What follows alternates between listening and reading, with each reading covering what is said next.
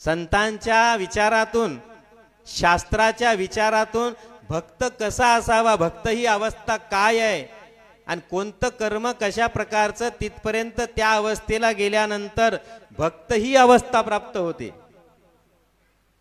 कारण भक्त होणं सोपं नाही आणि भक्त होणं साधंही नाही. भक्त होणं म्हणजे भगवंताला प्राप्त करणे, आणि भगवंत प्राप्त करणे एवढं सोपं आहे का? आणि भगवंत त्यालाच प्राप्त होतो जो भक्त झालेला आहे. आतापर्यंतचा इतिहास आपण जर या ठिकाणी डोकावून बघितला तर जे जे काही या ठिकाणी भक्त या ठिकाणी भक्तीच्या मार्गावर होऊन गेले, भक्त होऊन त्यांनाच परमेश्वर प्राप्त झाले. ऐकणे, संतांना प्राप्त झालेला आहे. संत मीराबाईला प्राप्त झालेले आहेत.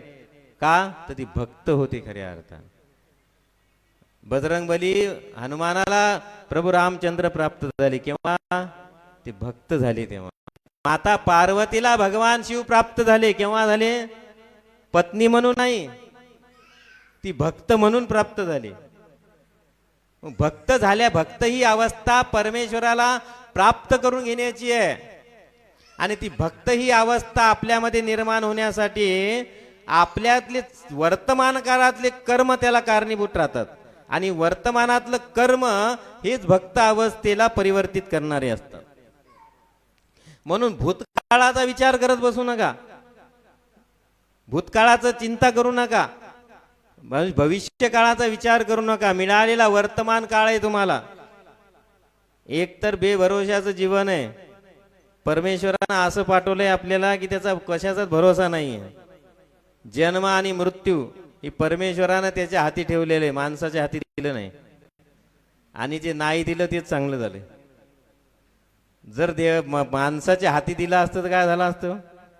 जेव्हा मनाला येईल तेव्हा जन्म घेतला असता, जेव्हा मनाला जाण्याचं तर नावच झालं नसतं, कोणालाच जावं वाटलं नसतं. खरंय खोटं? आता हे कोणाला जावं वाटते का? नाही. पण वेळ आल्यावर सुटतच नाही, जावंच लागतं. बेभरोशाचं जीवन आहे. कोण दिवस येईल कैसा, नाही देहाचा भरवसा. काचेचे कंकन फुटे फटकन तैसा, देह जान नाशिवंत. कोण दिवस येईल कैसा, कोण दिवस येईल कैसा, कोण दिवस येईल कैसा.